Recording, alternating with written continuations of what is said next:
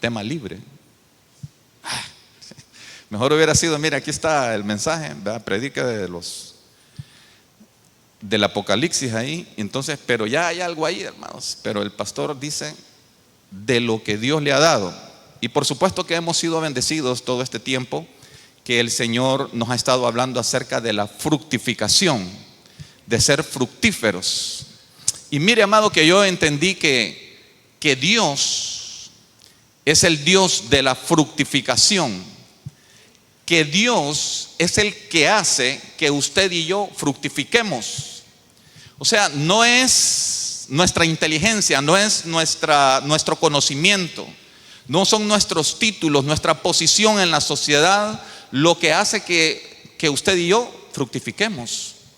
Dice el apóstol Pablo que él sembró la semilla y que Apolos la regó. Cada quien hizo algo, pero al final, cuando esa semilla comienza a brotar y tira las raíces por abajo y empieza a salir por la tierra, y entonces ya vemos aquella planta que empieza a desarrollarse, ellos no hicieron nada en eso. O sea, Pablo y Apolos, por más que hubieran querido, no hubieran logrado que un árbol llegara a tener la estatura que tiene y a producir los frutos que da.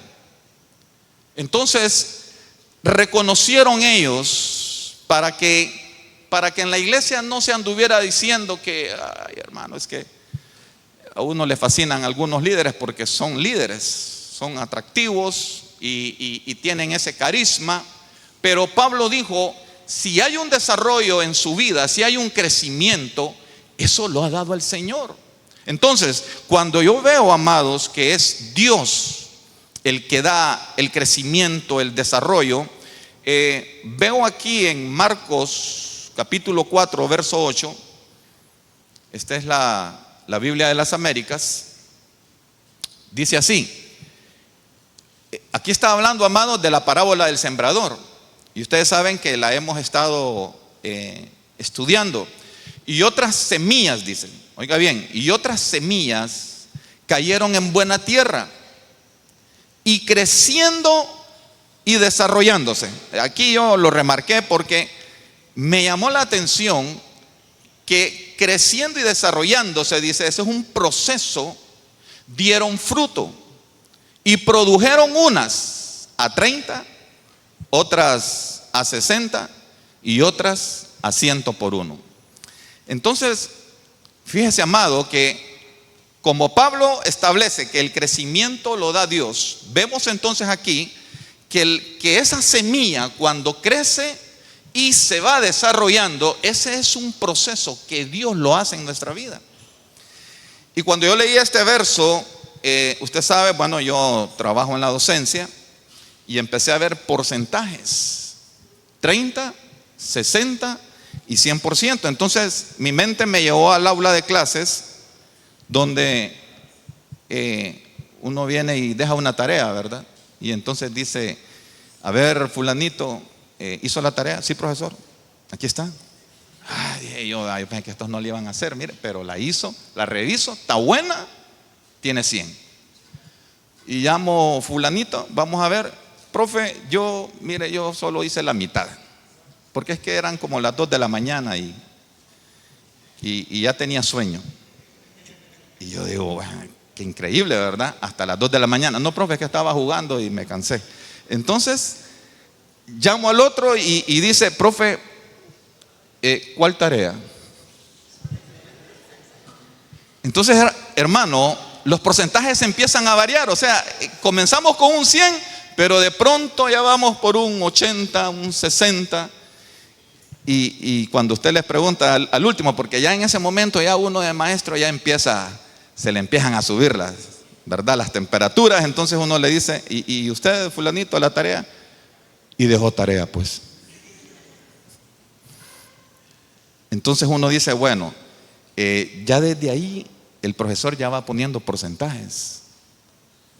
Pero el Señor me llevó a cuando yo era estudiante. Se lo digo, ¿verdad? Cuando yo era estudiante, hermano, era de eso. Bueno, en aquel entonces, hermano, los exámenes 80 y acumulativo 20, ¿verdad? Uno dice, era más difícil. Pero igual, hermano, yo solo estudiaba cuando iba a examen. Entonces éramos garroteros, dicen. Porque, ¿qué es lo que queríamos? Solo sacar el 60. Como le dicen, ¿verdad? Que pasaba de plancha, dicen. Entonces, quiere decir, amados, que la semilla puede producir en varios porcentajes. ¿De qué depende entonces el porcentaje? Porque quiero que sepa esto. ¿Quién da el crecimiento? Dios. No depende del pastor, no depende de los líderes, no depende de la esposa, no depende de los vecinos, no depende de nada de eso. No depende de Satanás, porque a veces le terminamos echando las culpas, ¿verdad? Aprovechamos a que le tiren de todo. Entonces, depende de nosotros. Que la palabra, que esa semilla tiene el poder de fructificar, sí tiene.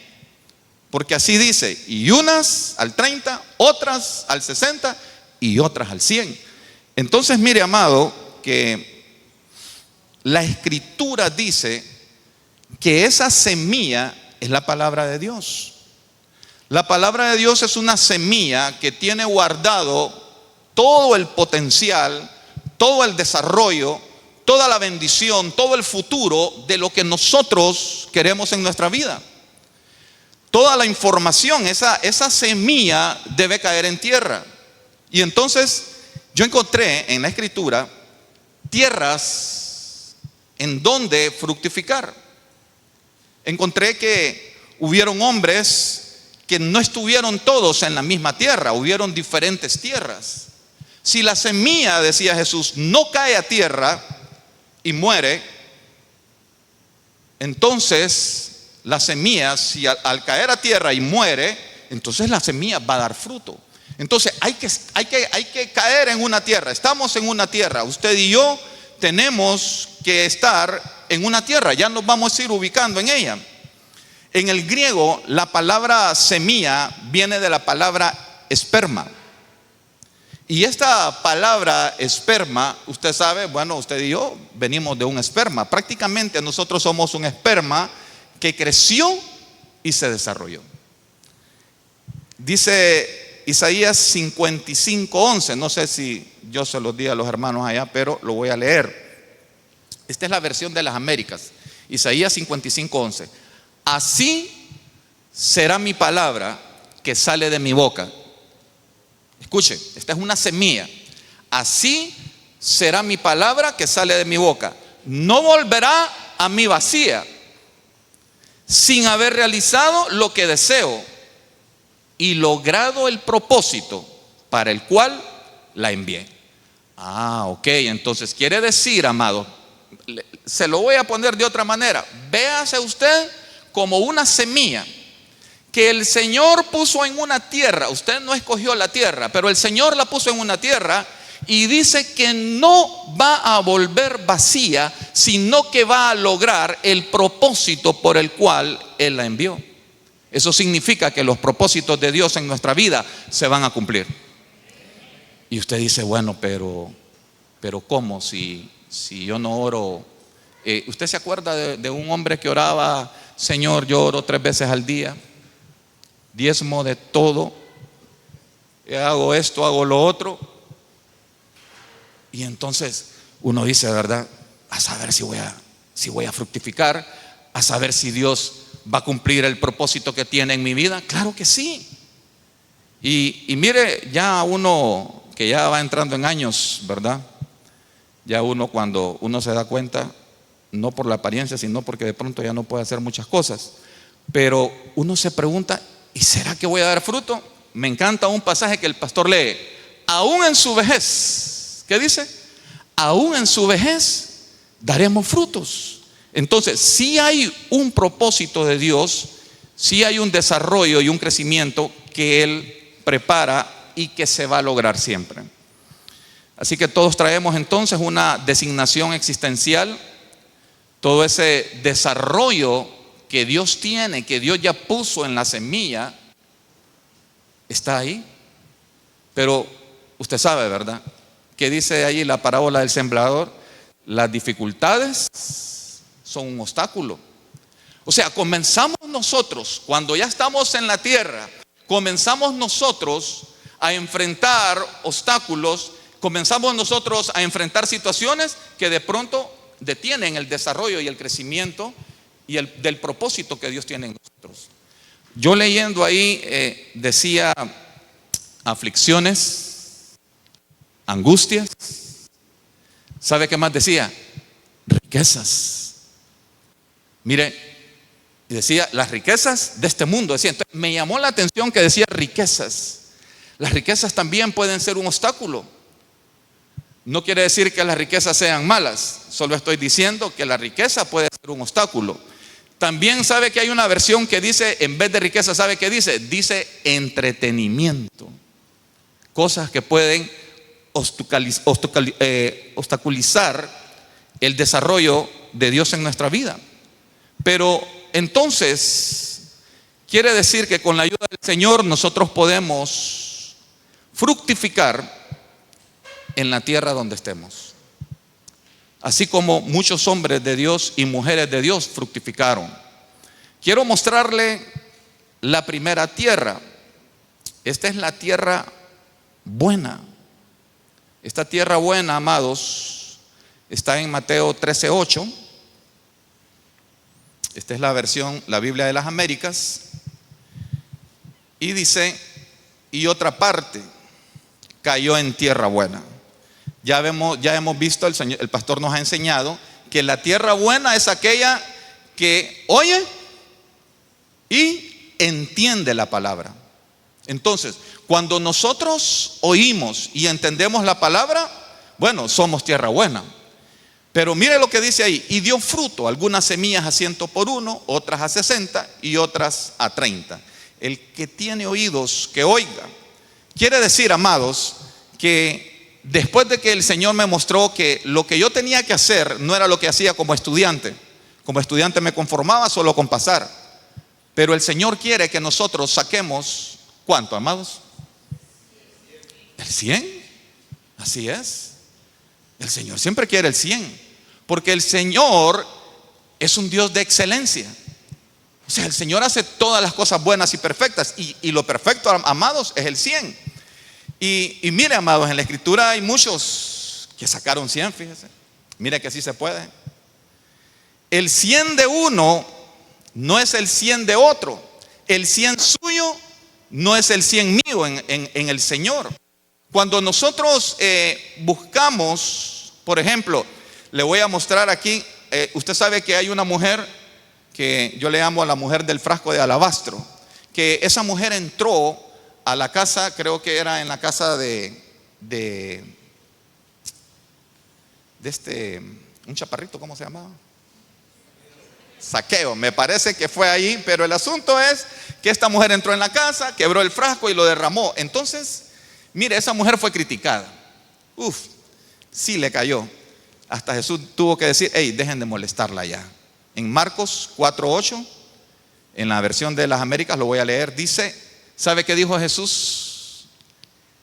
Ella ha hecho lo que ha podido.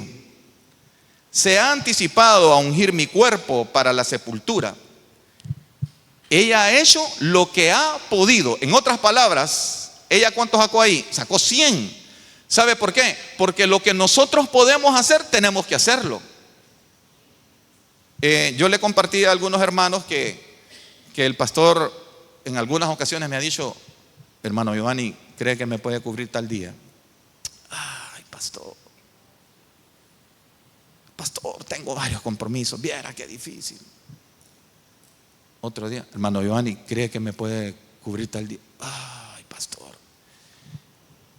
Y un día, sabe que nos dijo el pastor, si ustedes, estaba en otro tema, pero yo tomé esa palabra para mí, si ustedes no hacen lo que deben hacer, otros van a venir y van a tomar su lugar. Yo ahí paré las orejas, como dicen, ¿verdad? Y yo dije, no, Señor, no me hagas a un lado, yo quiero servirte. ¿Sabe qué? Uno le dice al Señor, Señor, yo quiero servirte. Y cuando lo llaman a servir, Entonces, ¿cuál debe ser nuestra actitud? Mi actitud no debe ser 30%. Pastor, es que fíjese que medio estoy preparado. Pastor, mire que... Entonces, cuando el pastor me llamó esta vez, amados, a veces yo le digo, pastor, es que usted solo una semana me da. Deme unos 3 meses. Avíseme desde junio que quería que predicara hoy. Pero yo me di cuenta entonces que el Señor es el que hace que nosotros crezcamos. No es, mire, de verdad que yo pude haber estudiado 3 semanas antes y el Señor entonces pudo haber cambiado el mensaje. Recuerdo que una vez vino aquí un pastor, cuando estábamos en la transición, todavía estaba el pastor Antonio, que es chaparrito, ¿cómo es que se llama? ¿Ah? Wilmer, ajá. El pastor Wilmer. Bueno, él siempre, ¿verdad? A él no le hace eso. Entonces, viene el pastor Wilmer y recuerdo que puso su computadora y entonces él iba a predicar, se quedó así y después comenzó a hablar, hermano, y miren, comenzó a hablar del amor y miren, echó un mensaje que todo el mundo quebrantado, todos pasamos al frente. ¿Y saben qué dijo él? Este no era el mensaje que yo traía. Entonces, nosotros lo que tenemos que hacer es que oímos y entendemos. Entonces, yo entendí, amado, que tenía que ponerme las pilas, ¿verdad? Así que esa mujer hizo lo que ella podía hacer. Eso es lo único que podía hacer, pero lo hizo. Entonces, cuando nosotros hacemos lo que podemos hacer, nosotros estamos dando el 100%. ¿Sabía usted que Isaac estaba en una tierra seca, que no había llovido y había más antes otra temporada tampoco, hermano, la situación estaba grave? Y entonces él dijo, no, esta tierra aquí no es buena para cultivar. Y entonces él dijo, yo me voy para Egipto. Y el Señor le dijo, no te vayas para Egipto, quédate ahí. Porque ¿quién es el que hace fructificar? No es ¿verdad? Pero no es la tierra en sí. Es que el Señor envía su palabra de lo alto y después cuando regresa, ya regresa con el propósito ya terminado y acabado en nosotros. Entonces Isaac dice que empezó a cultivar, abrió los pozos que su padre, que habían quedado cerrados, los filisteos los habían cerrado, y él los abrió y dice que cultivó, y dice que ese año sus cultivos, ¿cuánto le dieron? 100%, dice la escritura, 100 por 1. ¿Sabe quién más sacó 100, amados? Pero sí, ¿qué alumno hubiera tenido yo como David? David, hermano, le dijeron, David, ¿te querés casar? Sí, hombre.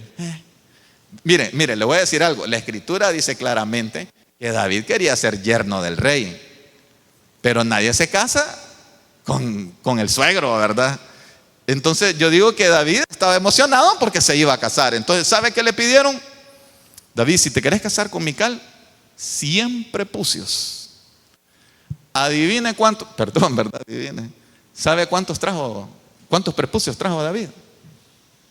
No trajo 30 ni 60, trajo 200. Entonces, hermano, qué hombre David, ¿verdad? Pero usted mejor diga que Dios, el de David, que hace que fructifique arriba de ese porcentaje. El Señor nos pide a nosotros que fructifiquemos ¿cuánto? 100%. Y lo podemos hacer, sí, porque muchos lo hicieron. Ahora, quiero que veamos más en detalle este caso, hermano. El caso de Abraham. Ay, hermano, porque usted dice, bueno, David era David, Isaac era Isaac. Pero mira el caso de Abraham. Vamos a Génesis 21:5. En la versión de las Américas dice, Abraham tenía 100 años. Mire, aquí hay otro 100%. Abraham tenía 100 años cuando le nació su hijo Isaac. Es que el 100% de Abraham era ver su promesa cumplida. Usted sabe que Abraham era un hombre próspero, era un hombre millonario, era un hombre que lo tenía todo, pero que le faltaba, hermano, algo para él ser completo. Y entonces, cuando él tenía 75 años, Dios le dijo, te voy a dar un hijo. Prácticamente, si usted saca cuenta, de 75 años a 100 años, porque esto es lo que quiero que veamos, hermano. Quiero que esta noche el Señor nos lleve a ver las situaciones que pasan en la tierra cuando nosotros queremos fructificar. Es que Abraham, amados, es fácil leerlo, 100 años y le nació Isaac. Pero cuente, de 75 a 100, ¿cuántos años esperó Abraham? 25. Entonces, 25, hermano, es un tiempo, yo diría, exagerado. O sea, usted y yo, ¿cuánto tiempo podríamos esperar por una promesa? Yo no sé cuál es la promesa que usted tiene en Dios, a qué promesa se ha aferrado al Señor, pero hermano, esperar 25 años es casi una vida. Y sabe que la promesa, hermano, no se cumplía por un detalle. Es que Dios le dio a Isaac, a Abraham, hasta que Abraham reconoció que él ya no podía. Hay promesas en la Escritura que nosotros las queremos cumplir. Y nosotros vamos por ¿cuándo juega la loto, hermano? Esos 6 millones que andan por ahí. Nosotros queremos alcanzar la prosperidad, queremos alcanzar la riqueza, pero ¿cómo? Lo queremos hacer por nuestras propias fuerzas. Hasta que Abraham entendió que él ya no tenía ninguna posibilidad, entonces fue cuando el Señor le dio un hijo. Fíjese que a los 75 años Dios le dijo: Abraham, te voy a dar un hijo. Y dice, oiga bien, mire lo que dice la Escritura. En la versión, en la Biblia, Génesis 17:17, leámoslo mejor. Génesis 17:17 dice: entonces Abraham se postró sobre su rostro y, lea ahí, ¿qué dice? Se rió. Espere, amado, ¿cuándo usted se ha postrado delante del Señor riéndose? ¿No le parece a usted que es una falta de respeto? Pero no fue una falta de respeto. Le voy a explicar por qué. Porque ahí fue donde Abraham se dio cuenta. Es que ¿sabe por qué se rió Abraham? Porque mira ahí dice lo que él pensó. ¿A un hombre de 100 años le nacerá un hijo? La respuesta, no. ¿Y Sara, que tiene 90 años, concebirá? No. Esa es la respuesta. Él se hizo esas preguntas. Por eso él se rió, porque él dice: Dios me está diciendo a los 75 años que voy a tener un hijo. Esa es una promesa, ese es el propósito de Dios en Abraham, darle un hijo, porque, hermano, usted sabe, en la descendencia de Abraham serán benditas todas las familias de la tierra. Entonces Dios le va a dar un hijo a Abraham, pero Abraham dice: ¿y cómo? Si yo ya no puedo, yo ya estoy viejo y mi mujer también. Y entonces ahí, hermano, eso es lo que el Señor quería, que Abraham reconociera que Dios sí puede. Porque lo que es imposible para el hombre, para Dios sí es posible. Entonces, vamos a Génesis 17:24. Mire, amado, que Dios lo vuelve a visitar y dice: Abraham tenía 99 años. Ok, ya no tiene 75. Ahora tiene 99. ¿Cuánto le falta para el 100? Solo uno. Cuando fue que circuncidado en la carne de su prepucio. Ya está cerca, hermano. Primero, Abraham ya reconoce que él por sus fuerzas ya no puede. Gloria a Dios, ya en sus fuerzas él ya no puede. Pero ahora le están pidiendo, ¿sabe qué? Que saque la carne de su corazón. Ahora le están diciendo: Abraham, tienes que circuncidarte, porque la carne aquí no tiene cabida. Entonces, mire, amado, esto es bien tremendo, porque Abraham está a punto. ¿Sabe? Yo le voy a decir algo, usted ya me conoce. Si yo ya tuviera 99 puntos y el examen solo vale un punto, yo no voy a ese examen. Yo no voy. ¿Por qué? Porque en mi mentalidad 99 es una buena nota.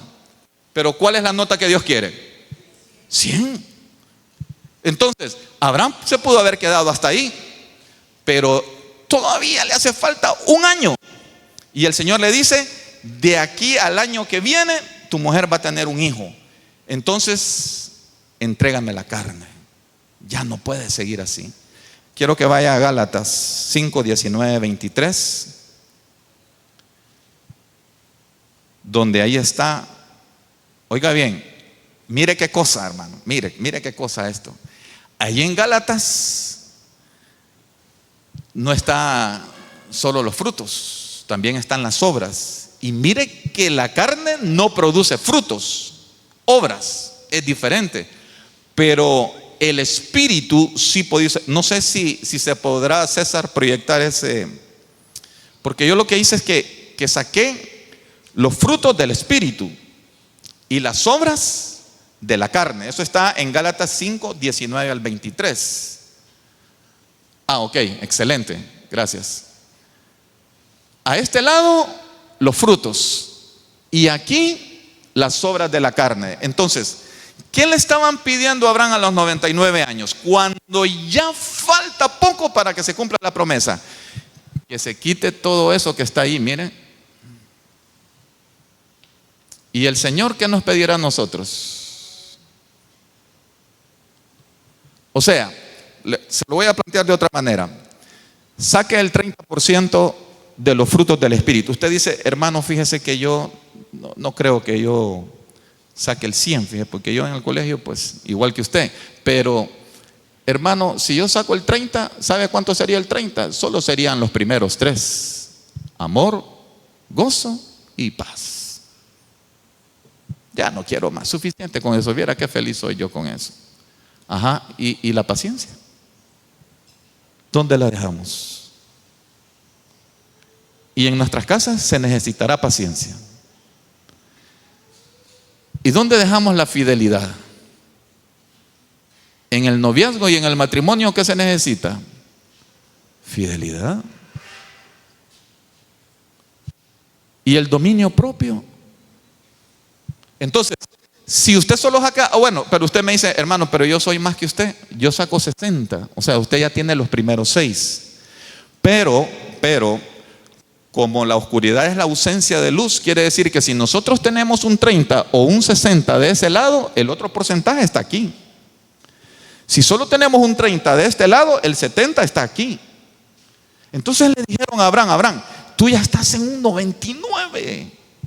Ya tú tienes casi, si es que tú tienes amor, gozo, paz, paciencia, benignidad, y te aseguro que ya te agarras el dominio, excepto el propio. Pero hay algo todavía de la carne. Entonces, ¿sabe qué? Circuncíndate. Entonces, mire, amado, los enojos, los pleitos. ¿Sabe qué es hechicería, hermano? Ese es rebelde, fíjate. ¿Sabe qué hechicería es? Rebeldía, hermano. Pero es una rebeldía escondida. Le dijeron a Pepito, Pepito, siéntate. Y Pepito se sentó, pero por dentro dijo, pero estoy parado. Entonces, hermano, estas cositas que nosotros las vemos así son delicadas, porque el Señor, para fructificar, el Señor quiere el 100. Entonces, amados, estaba viendo que a Abraham le pidieron que se circuncidara, que eliminara todas esas obras, que ya dejara de hacer esas obras, y que nosotros también debemos dejarlas hacer. En Jeremías 4:4, solo lo voy a leer, Dios le pidió a su pueblo ya circuncidado que se quitara el prepucio de su corazón. O sea, hermano, esto son obras de la carne, pero están aquí en el corazón. Eso quiere decir, amados, que Abraham alcanzó al final el 100 porque se quitó. Entendió que Dios es el que va a cumplir el propósito. Nada del esfuerzo que él hiciera iba a dar el resultado adecuado. Y que apartando las obras de la carne de su corazón, entonces él iba a recibir su hijo. Y a los 100 años le nació Isaac. Qué bendición, amados. Quiero llevarlo a otra tierra. Esta tierra está en Génesis 41:52. Esta es la tierra de José, amados. Dice, es tierra de aflicción. Dice Génesis 41:52. Tengo la Nueva Traducción Viviente. José llamó a su segundo hijo Efraín, porque dijo: Dios me hizo fructificar, o Dios me hizo fructífero en esta tierra de mi aflicción. Entonces, mire, amado, ya dejamos la tierra buena, ahora entramos a la tierra de aflicción. Es que todos conocemos la historia de José, no se la quiero narrar, porque entonces yo como hablo mucho, ¿verdad? Nos vamos a ir como a las 9:30. Pero usted sabe, tenía un sueño. Ese sueño molestó a sus hermanos, y los hermanos dijeron: vamos a ver qué van a pasar con los sueños de este. Es que era un sueño que como que se ponía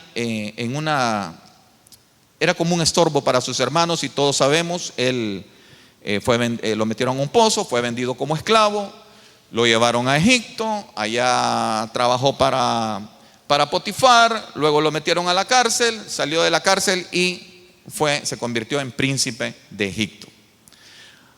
Pero cuando nosotros leemos la historia así, cuando nosotros leemos la escritura, no nos damos cuenta que José estaba creciendo y desarrollándose en una tierra de aflicción. O sea, José para nosotros es un gran personaje, es un gran héroe, porque llegó a ser príncipe, porque llegó a ser el vicepresidente de Egipto. Pero en verdad, cuando yo veo a José, yo ahora a quien admiro es al Dios de la fructificación. Porque en una tierra de aflicción, ¿cómo se puede fructificar? Dice, mire, Génesis 41:52, esta es la versión, la Nueva Biblia Viva. Dice: el segundo hijo se llamó Efraín, que significa fructífero, porque dijo: Dios me hizo fructificar en la tierra de mi esclavitud. O sea, el testimonio de José es: miren, ¿saben qué? Yo fui esclavo 13 años, y Dios así, a pesar de eso, me hizo fructificar. Entonces, amados, y a veces nosotros nos ponemos: ay, ¿verdad? Qué difícil. A veces nosotros, hermano, bueno, lo digo por mí, ¿verdad? No estoy hablando aquí de nadie, estoy hablando por mí. Que a veces uno dice, ¿verdad? 3 cultos, ay, el domingo, hermano, juega el Barcelona, y entonces, hermano, 13 años de esclavitud. ¿Cómo sería nuestro cristianismo estando en una condición como la que él pasó? Mire esta versión, es la traducción lenguaje actual, Génesis 41:52. A su segundo hijo lo llamó Efraín, porque dijo: Dios me permitió que yo tuviera hijos en este país donde he sufrido tanto. Hermano, José era un hombre sufrido. José hizo prosperar a Potifar, todo le iba bien. Potifar, hermano, dice la escritura que era un funcionario, que era también jefe de la guardia del faraón. Y entonces Potifar encontró en José alguien en quien descargarse. Potifar vio a José con tanta fuerza, con tanta energía, con tanta habilidad, que dijo: bueno, aquí ya me queda chance para ir los domingos con mi familia a pasear. Entonces, hermano, pero esa no era la vida de José. El que era próspero era Potifar. José vivía en aflicción, José vivía en esclavitud, José sufría, dice, sufría tanto. Ahora, pienso en esto. Y cuando cayó en la cárcel, dice que en la cárcel todo prosperó. Entonces, ¿sabe qué? El jefe de la cárcel, el militar que estaba a cargo de la cárcel, no, hombre, a ese más bien le iban a dar ascenso. A ese más bien le van a aumentar el salario, porque ¿sabe qué? Hoy todo va bien en esa cárcel. Pero no sabían que era José. Pero José, hermano, es un preso. José está sufriendo allí. Y José cada vez sabe que en vez de ir subiendo en escalones, en vez de que a José le vaya bien y que le digan a José: José, ¿sabes qué? Vos me hiciste millonario, tengo como 500 millones, te voy a dar 100 a vos. En vez de que ocurriera eso, José iba cada vez más a lo profundo, más angustiado. Por eso dicen ustedes, si yo les dijera a ustedes 13 años en Egipto, ahora me ven rico, ahora me ven millonario, ahora me ven jefe, pero ¿saben qué? Fueron 13 años de sufrimiento. Y entonces parecía que el propósito de Dios no se iba a cumplir. Parecía que sus sueños se iban a hacer imposibles. Porque yo le voy a decir algo, alguien en una cárcel no tiene opción de ser presidente. Me parece, no soy abogado, pero si hay alguien aquí que sepa de eso, me parece que los que han estado en una cárcel quedan inhabilitados. Ya no pueden ejercer ningún cargo. Entonces, cuando José está en la cárcel, él se da cuenta que sus posibilidades ahora están en cero. Pero hay una semilla que da fruto al 30, al 60 y al 100%. Tenemos que tomarnos nosotros de esa promesa. Señor, tu palabra dice que tu semilla da fruto. Yo soy una semilla que da fruto al 30, al 60 y al 100%. No importa la situación que estemos viviendo, no importa lo que esté pasando a nuestro alrededor. Quizás las condiciones en que estamos viviendo son difíciles. Pero José es un testimonio vivo de que 13 años de sufrimiento, que 13 años de dolor no fueron un obstáculo para lograr y alcanzar ese propósito. Dios nos hace fructificar en el lugar donde nosotros hemos fracasado. Él dice, Dios me hizo fructificar en la tierra de mi aflicción. Entonces Dios nos puede hacer fructificar donde estemos. Y si nosotros estamos aquí, porque mire, tenemos nosotros que aprender a hablar bien. Ahora, ¿qué es la tierra de la aflicción? Es encontrarle propósito a la vida. La tierra de la aflicción es que nosotros encontremos el propósito por el cual Dios nos trajo a esta vida. Y sabe que al final José entendió. O sea, el sueño de José, ¿qué era? Ser grande. Y les decía, ¿saben qué? Yo los veo a ustedes inclinándose delante de mí. Pero no era ese el propósito de Dios. Al final se inclinaron, sí se inclinaron. Pero no era ese el propósito de Dios. José hubiera dicho, ay, aquí los tengo, vaya, más al suelo. Pegando la frente al suelo, vamos, todos. No, hermano. Mire, Génesis 45:5. Es que esto es lo bello, hermano, porque la tierra de la aflicción no fue un obstáculo para que Dios cumpliera el propósito que había puesto en la vida de José. Dice, pero ahora, por favor, les dice a sus hermanos, no se aflijan. No se aflijan más ni se reprochen el haberme vendido, pues en realidad, oiga bien, aquí está, mire, en realidad fue Dios quien me mandó delante de ustedes para salvar vidas. Miren, yo entendí ahora que los veo aquí, ustedes vinieron aquí. ¿Quién iba a decir que ustedes iban a venir también a Egipto? Ustedes me mandaron a Egipto, pero ¿saben qué? Fue Dios el que me mandó aquí antes que ustedes, porque había un propósito. ¿Saben? Entendí cuál es el propósito: salvar vidas. Quedó relegado a quizás a quinto, sexto lugar el que ellos se hayan inclinado ahí. Y les dijo, no teman. En el verso 8, ahora pues, no fuisteis vosotros. Es que, mire, amados, ¿quién le hace la vida a cuadritos a usted? ¿Habrá alguien, amados, que, ay, hermano, ahí viene ese? Bien difícil. Pero, mire, dijo José, ahora pues, no fuisteis vosotros los que me enviasteis aquí, sino mi Dios. Qué lindo es que nosotros podemos estar en un entorno difícil, que nosotros podemos estar con personas, esa palabra nueva, tóxicas, ¿verdad? Pero hermano, así el Señor va a hacer que nosotros fructifiquemos, que nosotros alcancemos, porque la tierra de la aflicción, ¿sabe? Yo no voy a decir que es buena tierra, no voy a decir que es bueno lo que le pasó a José, pero tenemos un Dios que sí hace fructificar, no importa la tierra donde estemos. Y después, amados, miren, llegaron los hermanos, se quedaron ahí, pasaron 17 años, se muere el papá, se muere Jacob, y después del funeral, usted sabe, ¿verdad? Después del funeral, bueno, ya se reúne la familia Y entonces dice Génesis 50, 18 al 20. Esta es la Nueva Versión Internacional. Luego sus hermanos se presentaron ante José, ya habían enterrado al papá. Se inclinaron delante de él y dijeron: aquí nos tienes, somos tus esclavos. Otra vez, miren José, miren, es que miren, cuando uno entiende el propósito, hermano, usted no le va a hacer la vida a cuadritos a nadie. Usted va a poder perdonar. Usted va a poder hacer que las cosas sigan adelante y de la mejor manera. Y dijo él en el verso 19: no tengan miedo. ¿Puedo acaso tomar el lugar de Dios? Es verdad, ustedes pensaron hacerme mal.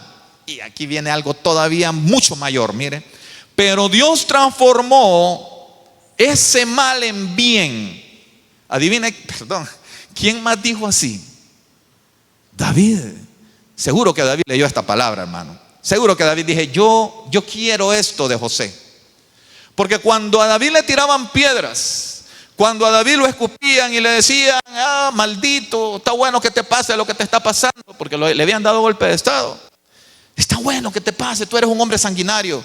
Y entonces le dijeron: David, ¿querés que nos echemos a este? Y él dijo: no, déjalo. Quizás Dios, todo ese mal que él me está deseando, Dios me lo convierta en un bien. Eso es palabra, hermanos, de alguien que está fructificando. Cuando nosotros fructificamos, tenemos, hermano, este pensamiento. Tenemos esta forma de hablar. Nuestro pensamiento es maduro, es excelso. Pero Dios transformó ese mal en bien para lograr lo que hoy estamos viendo: salvar la vida de mucha gente. Gloria a Dios. Quiero mostrarle otra tierra, amado. Está en Lucas 15:13. Esta es la tierra del hijo pródigo. Es una tierra distante, es una tierra lejana. Dice Lucas 15:13, es la Nueva Traducción Viviente. Pocos días después, el hijo menor empacó sus pertenencias y se mudó a una tierra distante, donde derrochó todo su dinero en una vida desenfrenada. Usted sabe la historia de este hombre, es muy conocida, el hijo pródigo. Él era un hijo, tenía un hermano y decidió independizarse.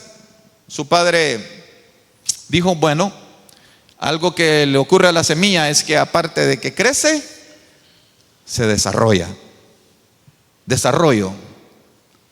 Entonces dijo yo me imagino, ¿verdad?, que el padre debe haber dicho: ah, vamos a dejar que se desarrolle. Ok, vaya pues, te voy a dar tu dinerito.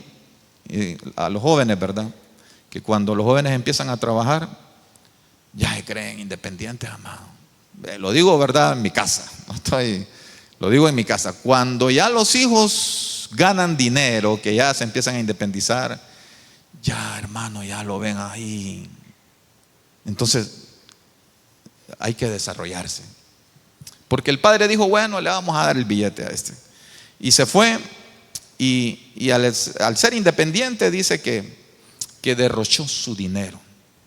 Entonces la escritura dice que él, estando en ese lugar, cuando ya se le acabó el dinero y la situación se empezó a empeorar, y entonces ese desarrollo, hermano, en esa tierra distante es terrible, porque dice que él tenía hambre. Y yo no sé aquí cuántos hemos pasado por eso, ¿verdad? Yo he pasado por situaciones de escasez. Y, hermano, cuando el Señor me hizo pasar por eso, yo le decía: Señor, si yo soy tu hijo, Señor, ¿por qué? Y mire, después entendí, porque solo es un proceso. Después entendí que cuando uno come, no pensemos que todos han comido. O sea, si el hermano Giovanni hoy se vino bien cenado, que no crea que ustedes ya cenaron y nos podemos quedar aquí hasta tarde. Sí, cuando uno no ha vivido situaciones difíciles, no puede entender a los demás. Cuando uno no ha tenido aflicciones, dificultades, enfermedades, hermano, uno no podría.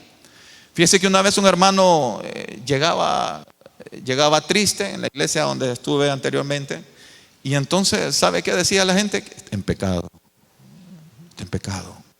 ¿Por qué? Porque el hermano llegaba y, miren, y le decía, alabe hermano, aplauda con ganas. Y el hermano, y entonces, no, este está en pecado. ¿Sabe qué era? Estaba anémico. Si ni ganas tenía de venir al culto porque tenía anemia. Entonces, cuando usted ha pasado por eso, usted puede entender lo primero que le dice, hermano, ¿no será que necesita hacerse un examen, un hemograma, para ver cómo está? Y lo mismo pasa, hermano, cuando nosotros pasamos situaciones como las que pasó el hijo pródigo. El hijo pródigo dice que tenía hambre y no tenía ni un lempira. Y entonces dice que miraba a los cerdos que estaban comiendo. Y hermano, dice que le dieron ganas de comerse eso. Y ahí fue cuando él volvió en sí. Lo que produce una tierra distante, una tierra lejana, hermano, es reconocimiento. Ese es el fruto que desarrolla el Señor cuando nosotros pasamos por situaciones difíciles. Es que nosotros, hermano, despertemos y nosotros podamos abrir nuestros ojos espirituales y decir, no hombre, ¿qué es lo que estoy haciendo? A veces nosotros, bueno, yo lo digo yo, ¿verdad? Porque yo antes era un cascarrabias. Hasta que una vez me lo dijeron, ¿verdad? En la cara. Y yo volví en sí. Y pensaba que era una monedita de oro. Entonces ahí entendí yo el refrán que dijo mi abuelita: nadie es monedita de oro para caerle bien a la gente, dice.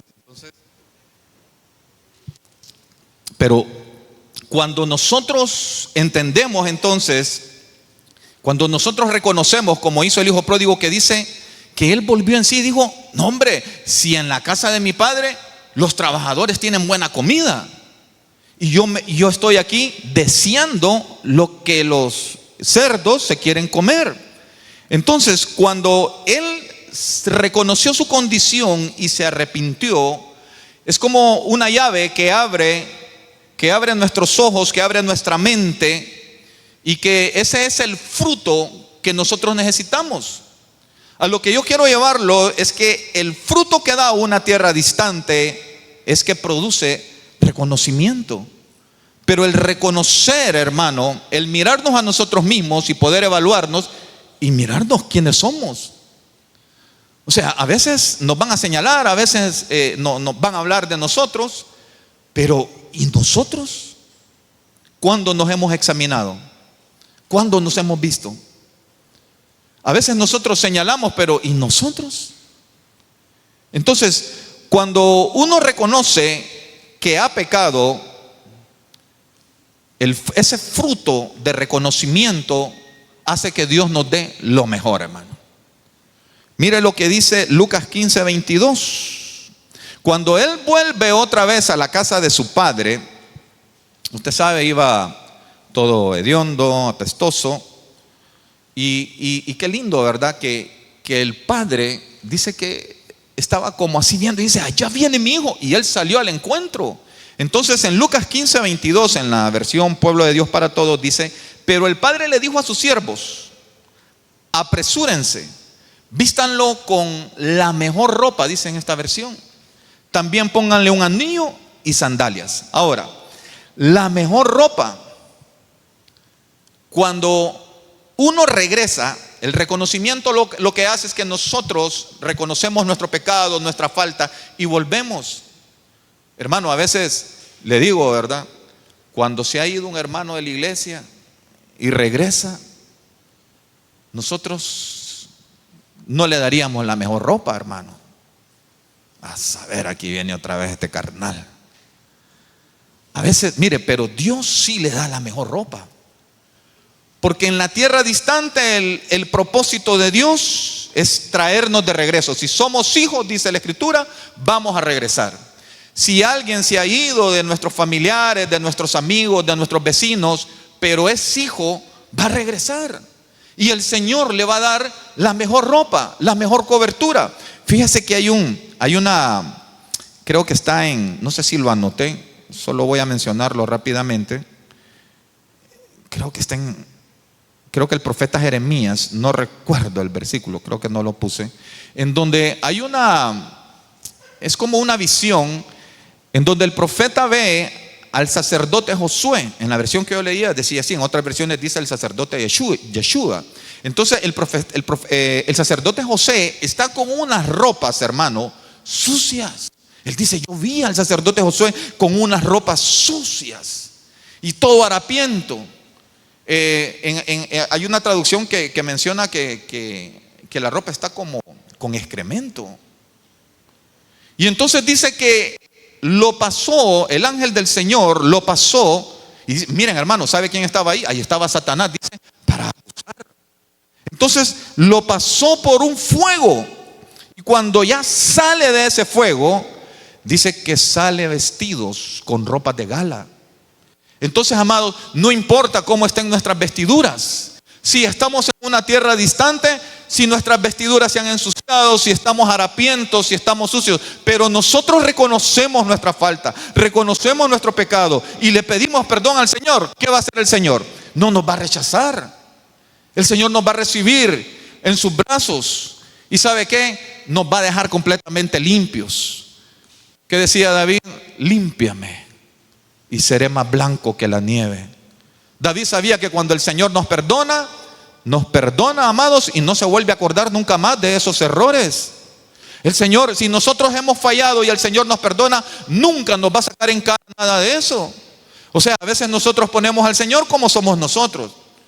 Y entonces, ¿me perdonas? Sí, te perdono. ¿De veras me perdonas? Sí, te perdono. Y después, pero cuidadito, ya me hiciste una. Entonces, hermano, ¿qué estamos haciendo? Recordando. Qué lindo es perdonar y no volverse a acordar uno de las faltas que le hicieron a uno. Cuando nosotros hacemos eso, amados, mire, el Señor nos viste de gala.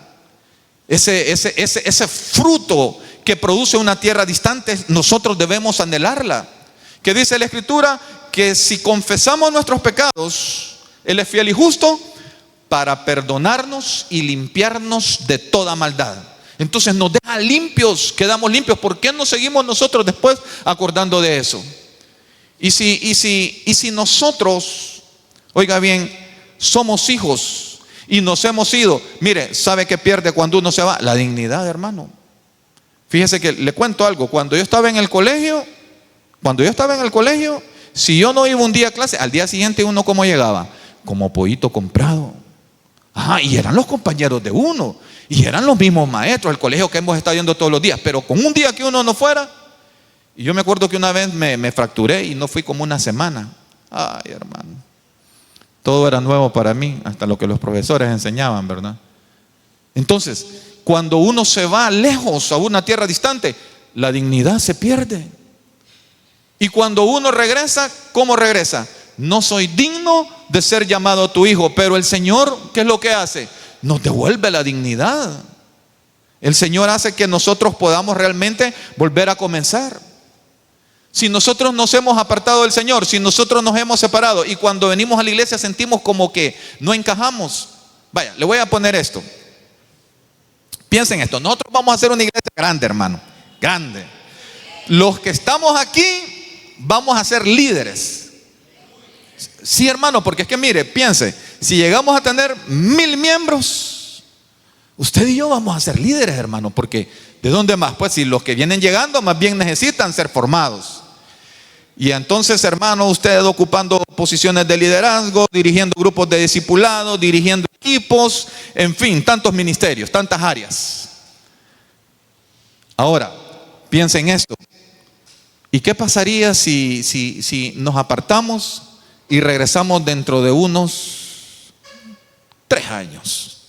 Póngale, 3 años. Y usted va a llegar, ¿verdad? Dios, bueno, pero antes aquí estaba yo me acuerdo que aquí estaba el púlpito. Y me acuerdo que habían unos ventiladores. ¿Dónde están? Todo cambiado, nuevo, alfombrado. ¿Se imagina? Los asientos. Amén. Gloria a Dios. Pero, y uno empieza a ver así, ¿y dónde está el hermano Antonio? ¿Dónde? Buscando, ¿va? Porque en aquel gentío, hermano, todas caras nuevas. Entonces nos sentimos desencajados. Lo mismo le pasa a un hermano que se ha apartado. Cuando viene a la congregación, no lo miremos así, mira hermano, que le hacemos un escaneo, ¿va? No hermano, tranquilo, que recupere la dignidad, porque también el Señor nos dio a nosotros dignidad, nos sacó de la basura del mundo, de lo que no era. ¿Para qué?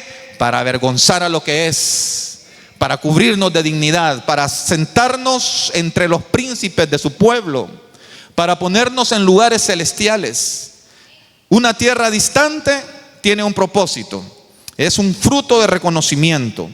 Y mire que en Lucas 15:30 dice, esta es siempre la versión PDT, le salió ahí un hermano. Por eso le digo yo, no vayamos a ser nosotros así, amados, vamos a crecer. En cambio, aquí estas son palabras del hermano mayor, y le dijo: en cambio, cuando llega ese hijo tuyo, ya ahí a la expresión, ¿verdad? No dijo cuando llega mi hermanito, no hermano, ya despectivamente. Porque podría ser, hermano, que vino un hermano, se había apartado del Señor, regresó, y de pronto, hermano, en puestos de autoridad. ¿Y sabe qué es lo más fácil para nosotros? Criticarlo y señalarlo. ¿Y cómo es posible? Pero si ese fracasó, a ese le fue mal, y yo que nunca he tenido un fracaso. Y dice, estoy en la 15:30. En cambio, cuando llega ese hijo tuyo que ha malgastado tu dinero con prostitutas, este fue más claro, ¿verdad? Haces matar para él el mejor ternero. Ahora, yo le pregunto, ¿cuál es el mejor ternero? Allí la palabra se traduce también como cordero. ¿Cuál es el mejor cordero? Cristo. Mire hermano, qué lindo que Juan en una visión fue al cielo. ¿Y sabe qué vio allá? Y vi al Cordero de Dios inmolado. Hermano, qué lindo que Cristo es el Cordero de Dios que quita el pecado del mundo. Porque, hermano, corderos hubieron miles, quizás millones, y que lo único que hacían era que cubrían el pecado. Pero lo que hace el Cordero de Dios, lo que hace Cristo, es que lo quita. Quedamos otra vez limpios, no hay mancha entonces. Y entonces, amados, si Dios sabe que usted es hijo, que yo soy hijo, y queremos volver, Él tiene preparado un cordero. Y ¿sabe qué dice la Escritura? Que fue preparado desde antes de la fundación del mundo. Gloria a Dios. Así que, hermanos, si alguien está aquí que se fue, pero que quiere establecerse, que Dios le está hablando, que quiere quedarse, lo mejor está para él, y Dios lo tiene. El mejor vestido de gala, el mejor cordero, el que quita el pecado, que devuelve la dignidad, que ya no hay razón para que lo anden señalando. Veamos la última tierra, creo que es la última, no sé, ay Dios. Esta tierra está en Génesis 28:4. Esta es una tierra de peregrinaciones. Y mire, hermano, que cuando Isaac, sabe, usted ya sabe el problema en que, un problema familiar, amados, problema familiar. Entonces Jacob le robó la bendición y le robó la primogenitura a Esaú. Mire, quiero que entienda algo.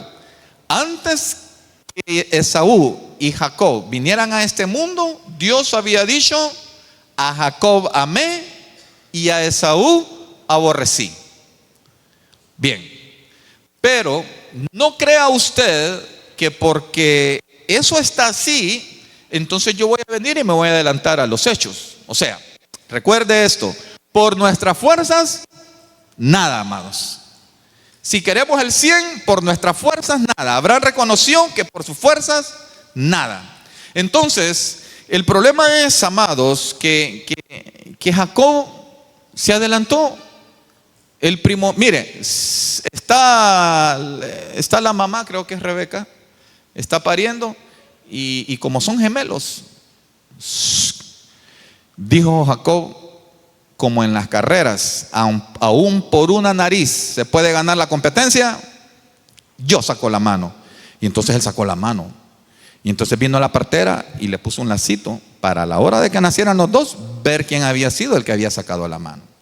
Pero usted sabe, el primero que salió para infortunio de Jacob fue Esaú. Entonces el primogénito es Esaú. Ahora dígame, ¿quién le puede quitar la primogenitura a Esaú? Solo que Esaú se muriera, hermano. Porque una vez se nace para ser primogénito. Entonces, ¿Esaú era el primogénito? Sí o sí. Y Jacob, cuando nace, es el segundo. Entonces la partera dijo, bueno, a este le hubieran no sé si fue la partera o la mamá, ¿verdad? Pero a este le hubieran de llamar usurpador desde que nace. Porque se estaba adelantando. La primogenitura es una gran ventaja. Era que todo lo que tuviera cuando su padre muriera, él lo iba a poder repartir como él quisiera. Si él se quería quedar con el 80% y repartir el 20% entre los demás, calidad. Estaba bueno, era el primogénito, tenía el derecho. Y entonces, lastimosamente, Isaac dice que cree que se va a morir. No se murió, hermanos. Isaac duró no sé cuántos años. Y entonces, ¿sabe qué? Empezó el pleito. Y ya saben lo que hizo la mamá. Cometió el error de adelantarle a su hijo el hecho de que él se cumpliera el propósito de Dios. Nosotros no podemos adelantarlo. Esta tierra de peregrinación, hermano, eso es una tierra para que nosotros venzamos eso. Y solo se puede vencer teniendo una experiencia personal con el Señor. El pastor nos ha estado diciendo, hermanos, nosotros aquí podemos ver muchas cosas, pero si no las experimentamos, si no las palpamos, si no las vemos personalmente, tenemos que tener ese fruto. Y entonces Génesis 28:4 dice, aquí Isaac bendiciendo a Jacob le dijo, y te dé también la bendición de Abraham, a ti y a tu descendencia contigo, para que tomes posesión de la tierra de tus peregrinaciones, la que Dios dio a Abraham. Entonces, amado, a donde quiero llevarlo es que de la manera como Jacob quería obtener las cosas, era por sus propias fuerzas. Y quiero que lo sepa, Jacob se fue huyendo a una tierra de peregrinación en donde le hicieron lo mismo que él hacía. Y como dice un refrán por ahí, ¿verdad? Que la cuña para que apriete tiene que ser del mismo palo. Porque resulta que quien le enseñó eso fue la mamá. ¿Y a dónde lo mandó la mamá? Donde el hermano de ella. ¿Y quién engañó tantas veces? Yo no sé si fueron 7 o 14 veces, hermano, que el tío le cambió el salario a Jacob. Entonces, esa tierra de peregrinación es una tierra donde el proceso de Dios nos está llevando a que nosotros dejemos de hacer las cosas como nosotros a veces pensamos. No te confíes en tu propia sabiduría, no te confíes en tu propia prudencia. Fíjese que si yo hubiera conocido, si Jacob estuviera aquí, yo diría, qué cristiano Jacob, ese cristiano de tremendo calidad. Porque, ¿sabe? Jacob, mire, se casó, tuvo hijos, ¿verdad? Un montón de hijos. Ya en este tiempo ya desapareció eso. Ahora los matrimonios tienen 1, 2, 3 lo más, ¿verdad? Sí, Jacob tuvo muchos hijos y tuvo mucha riqueza también, ¿verdad? Obtuvo mucha riqueza. Pero había algo en el corazón del Señor que no estaba bien. Ya vio las obras de la carne, ¿va?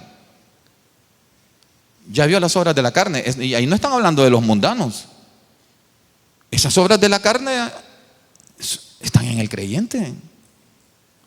Y el Señor siempre dice, ¿sabes qué? Sácalas de ahí. Entonces, mire, Jacob era un hombre que continuamente tenía avistamiento de ángeles. Hermano, ahí está Jacob, qué ojos los que tenía. Yo no sé cómo Jacob miraba tanto ángel, hermano. Pero qué hombre. Pero ¿sabe qué? Nunca había tenido una experiencia. Lo que el pastor decía, hermano, nosotros aquí podemos ver ángeles, pero ¿y nuestra experiencia con el Señor? Entonces, el Señor le habló. Mire, continuamente tenía palabra del Señor, continuamente. Y el Señor le habló y le dijo: ¿sabes qué, Jacob? Ya pongámosle punto final. ¿Cuántos años has estado en esta tierra? 20 años. Dios, 20 años. 20 años de peregrinación. Pero ¿sabe qué? Son 20 años de andar huyendo, 20 años de andar escapando, 20 años de no querer enfrentar esa situación. Estoy hablando de cuestiones internas de nosotros. Y entonces el Señor le dijo que volviera a su casa para que arreglara ese verdadero problema. Y mire, Jacob es cristiano, hermano. Jacob es creyente, él ama al Señor. Y entonces cuando Jacob cruza el Jordán, él dice: Señor, yo cuando me fui de aquí, yo iba con un bastón, un palo, una vara, pero ahora que regreso, yo regreso con 2 campamentos. Tú me dijiste que volviera, y mi hermano Esaú viene directo a matarme y trae 400 hombres. Abraham fue a liberar a Lot con 300, pero Esaú traía 400. Y entonces, ¿sabe qué hizo Jacob? Ay, hermano, no estoy hablando mal de Jacob, ¿verdad? ¿Sabe qué hizo Jacob? ¿Sabe por qué decía que tenía 2 campamentos? Porque mire, puso a Lea, la que no amaba mucho, la puso con los hijos en el primero. Y a Raquel, la que quería mucho, la puso aquí. Porque dice la Escritura que él pensaba que si Esaú atacaba primero al campamento donde estaba Lea, le iba a dar tiempo de dársela. Ay, hermano, pero mire, lo más terrible no solamente es eso, es que en el segundo campamento está Raquel con sus hijos. Y él se quedó más atrás todavía. Porque ahora yo digo, por eso digo, no estoy hablando mal de Jacob, ¿verdad? Pero yo digo que si Esaú, después de destartalar el primer campamento, destruye el segundo, entonces todavía tengo chance de salir corriendo.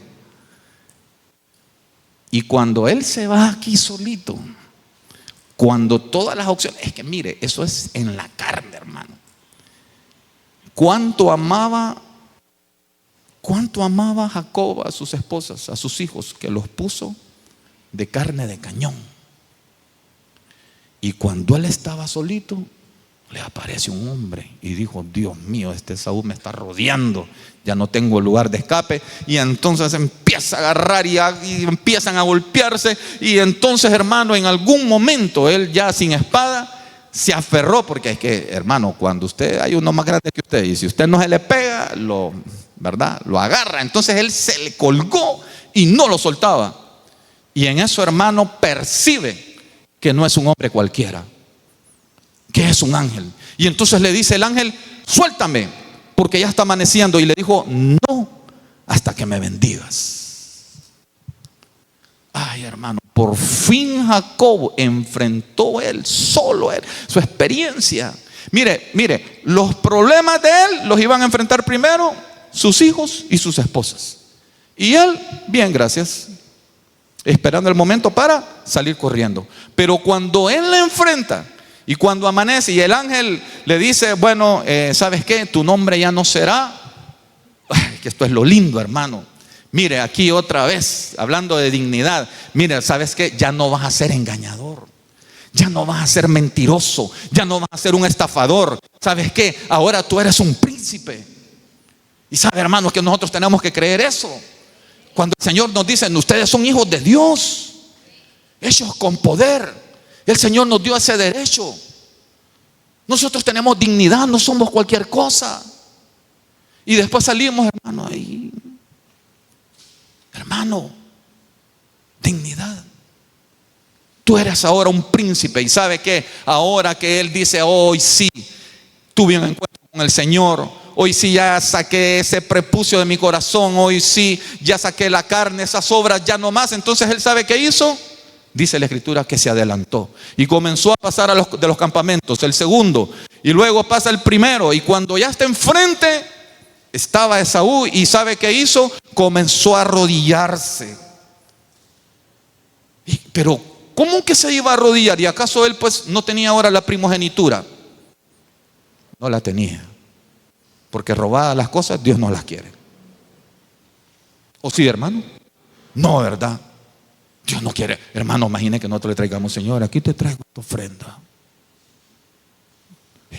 de algo que hemos robado. Imposible, ¿verdad? Ni se le cruza por la mente a usted. Pero escuche bien. ¿Sabe qué hizo Jacob? Empezó a hincarse. Dice que lo hizo 7 veces. ¿Y sabe cómo le decía a Esaú? No le decía hermano, le decía: mi Señor, yo soy tu siervo, soy tu esclavo. Ahora reconozco que tú eres el primogénito. Ahora reconozco que yo quise hacer las cosas en la carne. Ahora reconozco que yo tuve un encuentro personal con el Señor y yo he cambiado. Ahora soy diferente. Yo quiero arreglar este problema contigo. Perdóname. ¿Y sabe qué hizo Esaú? Con 400 hombres se bajó de su caballo y corrió, lo abrazó y lo besó. Cuando nosotros dejamos de hacer las cosas en la carne, entonces vamos a tener frutos en una tierra, hermano, 20 años de peregrinación para llegar a esto. Entonces, amado, quiero concluir con esto rápidamente. La tierra de Gosén, Génesis 47:6, dice: la tierra de Egipto está a tu disposición. Esta es la versión de las Américas. En lo mejor de la tierra haz habitar a tu padre y a tus hermanos, que habiten en la tierra de Gosén. Y si sabes que hay hombres capaces en ellas, ponlos a cargo de mi ganado. Aquí José está recibiendo, amados, una tierra. Que tu padre y tus hermanos habiten la tierra de Gosén. Mire, allí la familia de Jacob se convirtió en un pueblo, en la tierra de Gosén. Pero la tierra de Gosén es la mejor tierra. En los discipulados nosotros vimos que la tierra de Gosén, ¿sabe qué es? Es la iglesia. Porque la tierra de Gosén, ¿dónde estaba? En Egipto. ¿Y Egipto qué es? Sinónimo del mundo. ¿Y la iglesia dónde está? En el mundo. ¿Qué dijo Jesús? Señor, Jesús intercediendo por nosotros: Padre, te ruego que no los quites del mundo. Te ruego por ellos que están en el mundo, pero te ruego que no los quites. Oiga bien, que no los quites del mundo, sino que los guardes del maligno. Le voy a dar el verso para que tal vez lo tengo por aquí. Eso está en Juan 17:15. No te ruego que lo saques del mundo, sino que lo guardes del maligno. Entonces, amado, nosotros estamos en la tierra de Gosén. Pero ¿sabe qué es la tierra de Gosén? La tierra de Gosén, hermano, es la mejor tierra. La iglesia donde usted está, esa es la mejor iglesia. Qué poquitos, amén. La iglesia donde usted está es la mejor iglesia. Amén. Pero no lo estoy diciendo porque nos comparamos con otra. No. Es porque el Señor aquí nos puso. Es porque aquí nosotros somos plantados. Aquí nosotros no estamos de paseo o de paso. No estamos de macetera, hermano.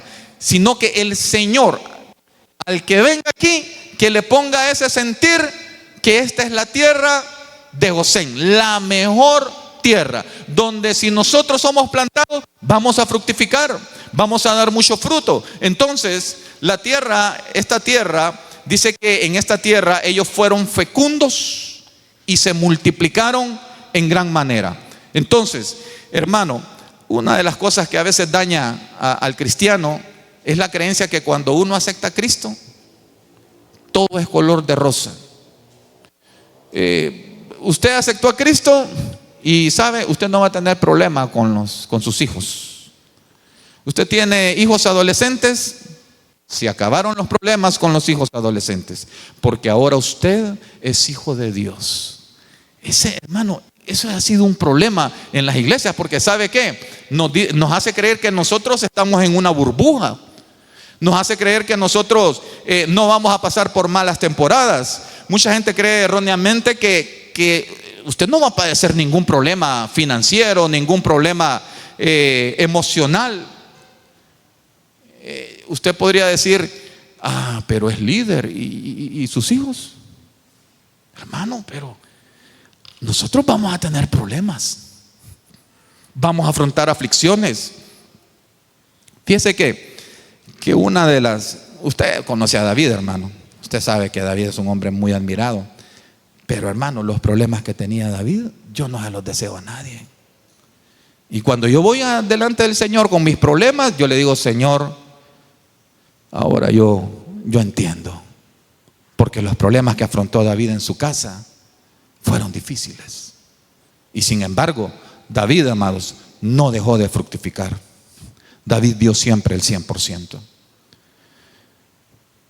En 1 de Pedro 4:12 dice, amados, no os sorprendáis del fuego de la prueba que en medio de vosotros ha venido para probaros, como si alguna cosa extraña os hubiera acontecido. ¿Sabe qué está diciendo ahí el apóstol Pedro, hermano? No se hagan, hombre. Ay, hermano, es que viera que estoy pasando por esta situación tan difícil y entonces yo mejor me voy de esta iglesia, hermano. ¿Sabe que una vez dijo alguien? Cuando yo estaba en el mundo tenía menos problemas de los que tengo aquí. Hermano, yo diría, hermano, no te hagas. Sí, dice como si alguna cosa extraña te estuviera pasando. O sea, ¿acaso cuando nosotros venimos al Señor ya todo desapareció y ahora nosotros estamos en una burbuja, nadie nos puede tocar? Cuando vino el COVID, ¿será que no le dio COVID a los cristianos? Hermano, vino el COVID, esa pandemia era para todos y ahí no fuimos incluidos. Cuando viene una recesión económica, nos afecta también. Pero ¿cuál es la diferencia, amados? La diferencia es que nosotros tenemos a Cristo en nuestro corazón. La diferencia es que tenemos un Dios que nos hace fructificar. No importa la situación que estemos pasando en la tierra de nuestra aflicción, en la tierra de la peregrinación. No importa. Tenemos un Dios que fructifica.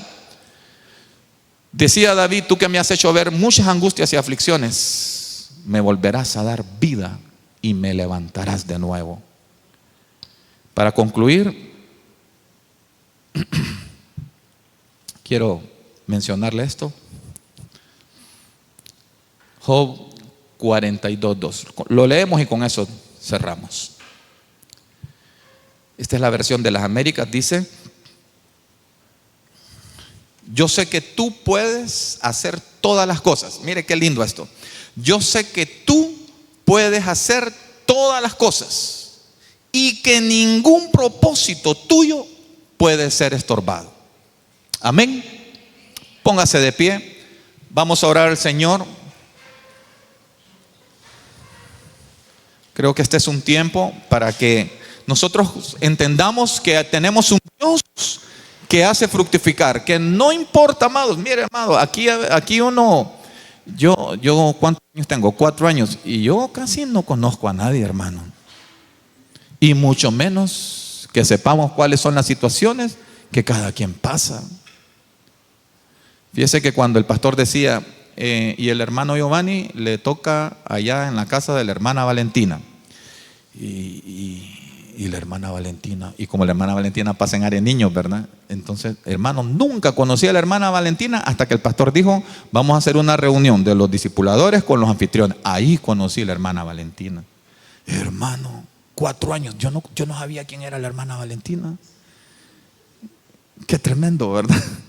Entonces, a lo que quiero llevarlo es que aunque no nos conozcamos, pero conozcamos al Dios que tenemos, tenemos un Dios bueno, tenemos un Dios que ningún propósito, ni el suyo ni el mío, va a ser estorbado. Que no importa la tierra en donde nosotros estemos, ahí el Señor nos va a hacer fructificar. Cierre sus ojos y ore ahí, póngale al Señor, dígale: Padre, en el nombre de Cristo, en el nombre de Jesús, presentamos nuestras vidas. Queremos, Señor, en esta noche, Dios, reconocer que tú eres un Dios de propósitos, que tú eres un Dios que hace fructificar, que tú eres el Dios que da el crecimiento, que hace que nos desarrollemos para que tengamos mucho fruto, un fruto al 100%, así como David, como Isaac, como Abraham, Señor, que en medio de luchas, en medio de dificultades, con tanto tiempo bregando con esas situaciones, con esas cargas, con esas angustias, en el nombre de Jesús. Así como tú, Señor, vistes que José 13 años angustiado, en esclavitud, oprimido, sufriendo, pero nunca olvidaste que tú tenías un propósito para él y lo cumpliste de la mejor manera. Gracias, Señor. Bendito es porque José entendió cuál era el propósito tuyo al llevarlo a esa posición. Ahora, Dios, queremos nosotros también entender eso. Queremos comprender, Dios, que cuando tú nos elevas a posiciones altas, cuando tú, Señor, nos das comida, cuando tú, Señor, mejoras nuestros ingresos, es para que nosotros podamos ayudar a otros, es para que nosotros podamos salvar vidas. Bendito Dios, tú eres un Dios de fructificación que hace que nos arrancas, Señor, esas obras de la carne, Señor, pueden, Señor, ser arrancadas, Padre, en el nombre de Jesús. Entendemos que no es, Señor, con nuestras fuerzas, que es, Señor, hasta que nosotros tenemos una experiencia personal contigo, que la buscaremos. Ahí donde está, ore al Señor. Quiero hacer un llamado. Si alguien aquí quiere reconciliarse con el Señor o quiere recibir a Cristo, este es el tiempo oportuno. Puede pasar aquí. Voy a dar un minuto, un tiempo para que pueda tomar esa decisión de reconciliar con el Señor y decirle: Señor, devuelve mi dignidad. Señor, aquí estoy. Ponme nuevas ropas de gala, Señor. Aleluya.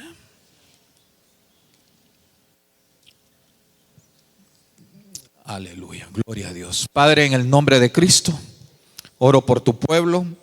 Te doy gracias, Señor, porque, Señor, Padre, gracias. Tú eres bueno, Señor.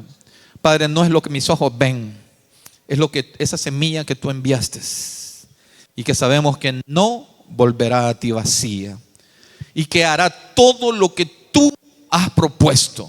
Declaro propósitos en la vida de nuestra iglesia. Declaro que esta es una iglesia bendecida, que esta es la mejor tierra. Declaramos, Señor, que este es el lugar donde tú nos has plantado. Plántanos aquí, Señor, que podamos dar mucho fruto, que podamos crecer, desarrollarnos y que podamos ser bendición para otros. En el nombre de Cristo declaramos que esta iglesia va a un crecimiento, Señor, exponencial. Pero, Padre, nosotros queremos tener primero experiencias contigo, personales. Padre, revélate, muéstrate a nosotros en el nombre de Cristo. Bendigo esta congregación.